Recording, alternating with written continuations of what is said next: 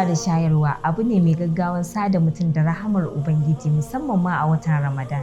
Wata rana wani mazaunin ƙauye ya zo ya ce ma Annabi Muhammad sallallahu alaihi wasallam, ya ma'aikin Allah ga ya min aikin da zan yi shigar da ni aljanna, ya nesanta ni daga shiga wuta. Sai ya ce ka ciyar da mai jin yunwa, ka shayar da mai jin kishin ruwa. Wannan hadisin da muka kawo yana bayyana min falalan ciyarwa a watan Ramadan da ma sauran watanni da kuma garabasar da ake samu ga wanda ya ciyar din.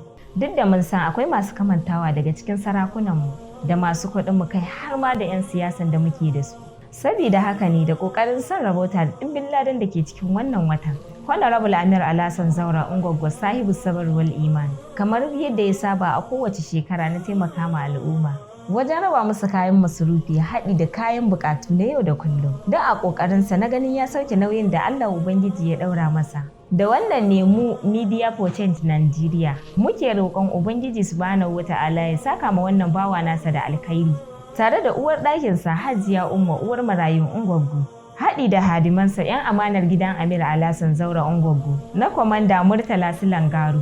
Masu ƙoƙari wajen ganin taya shi sauke nauyin al'umma. Ibrahim Isa Gayawa Mashin, Khalid Exclusive, Isa Ukashatu Yinimsa, Abban Amir. Su ma waɗannan mutane Allah Ubangiji ya saka musu da mafificin lada. Ubangiji Allah ya sa wasu ma su yi koyi da irin wannan hali.